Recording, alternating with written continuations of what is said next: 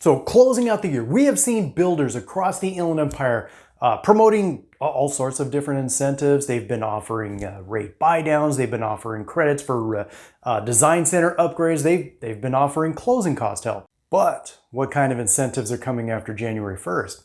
Let's talk about that. Let's talk about what you can expect from builders heading into the new year. Okay, so 2025 is coming to an end with its fair share of standing or unsold inventory. Actually, that's not unique to just 2025, but I digress. If you've had any thoughts at all of buying a new construction home, I'm sure you probably have noticed many builders, they've been really aggressive at pushing their year-end fall promotions to help them get their quick move-in ready home sold before the year comes to an end. But as we turn that page and head into 2026, you're going to see a number of those same builders starting to pull back, scale back on some of those promotions, but I'm not going to say all, because there will likely be some that not only continue, but maybe even double down on those promotions to help them get their new year off to a quick start. And when that happens, that's where opportunity really comes into play. Let's hear it. Let's hear it. Sorry, real quick, if this is your first time here, my name's Jose and I am your SoCal Realtor. Here we help Inland Empire homeowners sell smart, buy their next home better, and move with confidence. So if you are thinking about making a move, don't hesitate to reach out. My team and I, we're here and ready to help you with your next move, but enough about that. Let's go ahead and get back to the rest of the video. All right, so then what's realistic to expect after the new year? Well, number one, rate buydowns. Yeah, they're not going away, at least not entirely anyway, because builders aren't dumb. I mean, they know that when a buyer goes out looking to buy a home, one of the first things that most buyers are obviously going to be concerned about is, well, what's my monthly payment going to be for this house? I mean, that is the actual money that's going to be coming out of the bank account every month. I would expect, though, that we are going to continue to see the 2-1 or the 3-2-1 buydowns, especially from some of the larger builders. Real quick, just in case you're not familiar with what a 2-1 or a 3-2-1 buydown is, basically this is when you qualify for an interest rate on your home loan, and just in this case, let's say, for example, that's 6.25%. But with a 2-1 buydown in the first year of your mortgage, your rate is reduced by 2%. So in this example, your rate would be reduced by 2% down to 4.25%. Then in the second year of your mortgage, it would be reduced by 1%. So now it's 5.25%. Then in year number 3, your interest rate goes back up to the rate you qualified for. And again, in this example, that's 6.25%. A 3-2-1 buydown means that in year number 1, your rate is reduced by 3%. In year number 2, it's reduced by 2%. And then in year number 3, it's reduced by 1%. And then year number 4, that's when you go back to the original rate that you qualified for.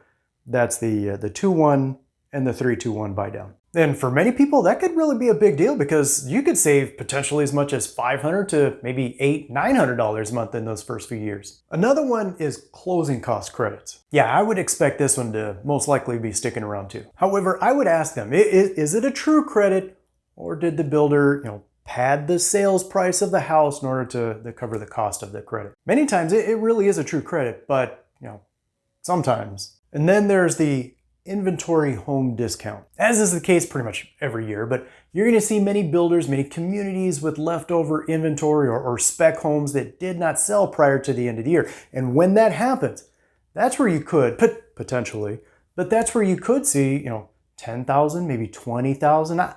I've even seen as much as $50,000 in discounts off of the sales price of some of these inventory homes. These 3 things, though, I wouldn't necessarily expect to see them, go completely away. I just wouldn't expect to see them necessarily as big or as generous from builders like we saw in the last quarter of 2025. As for the hype or the stuff that we probably won't see much of, or if at all, once we do turn over to the new year of 2026. Number 1, up to $25,000 in savings. Yeah, more times than not, those are usually fall marketing promotions that usually will end up ending on December 31st. Number 2, free upgrades. Another one that's usually tied to year-end clearance sales. And sure, there might be a motivated builder. It's just that this is not one that I would expect come January. Number 3, below market rate financing. Another one that's gone, or at minimum, scaled back as builders adjust to the new rate environments. Number 4, builder pays the closing costs. Like I said just a second ago, I don't see this one going completely away.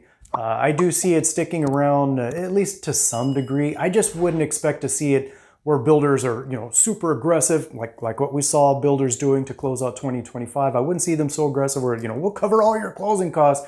But I would say we'll probably still see builders offering incentives where they offer some contribution to your closing costs.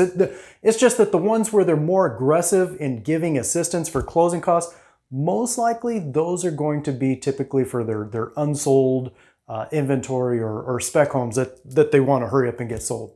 Yes, of course. Now, before I continue, let me just say, I haven't had any builders reach out to me, give me a call. Hey, Jose, here's the insider information. This is what we're going to do for 2026. Don't tell anybody, right? I haven't had that phone call, but based on my experience, here's what I'm anticipating for the start of 2026. Important to keep in mind, though, that every builder handles incentives a little bit differently. In fact, they even can handle within the same builder differently from one community to another. And what might be true for one month could always potentially change the next month. But if we look at Lennar, they typically tend to like to stick with their base price, and instead they'll usually sweeten the deal with different incentives. In fact, they have their own lending arm and usually prefer using that as their marketing engine for their incentives. Now, if we look at KB Homes, they tend to promote more about personalization or the customization of your new home through their design center credits. Or there's DR Horton or even Richmond American, but they tend to have more move-in ready spec homes. And I could see them potentially doing more price cuts than some of the other builders.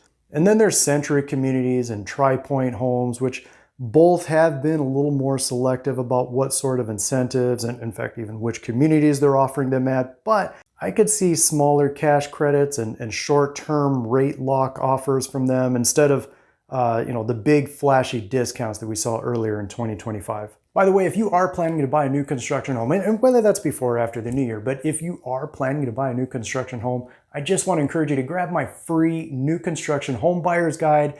It will walk you through the ins and the outs of buying new construction.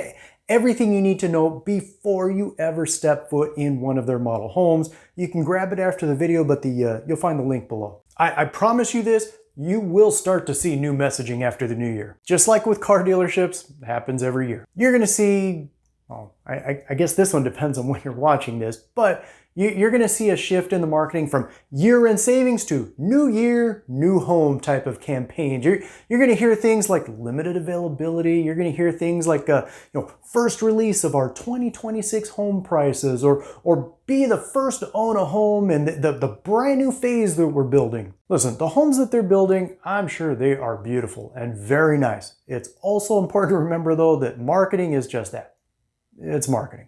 If you're looking for the best deals, more times than not, those are usually going to be the standing inventory, the homes that they built and did not get sold prior to the end of 2025. Those are usually going to be your best opportunities for the best deals. Now, if you're a homeowner and you're thinking about, we want to sell our house and we want to buy new construction in 2026, absolutely the builder incentives, those can absolutely work for you. Just got to plan ahead though, because believe me, most builders would prefer a non-contingent buyer, which means if you have to sell your house in order to buy a new construction home, they're going to want your house to already be sold or at minimum be in escrow before you do close on your new home. Now, if you want to separate the real deals from the fluff, here are 3 questions that you should ask. First, what's the real price of the home before the incentives? Secondly, is that incentive tied to using their lender, or am I able to shop around? I will say usually you're not able to, but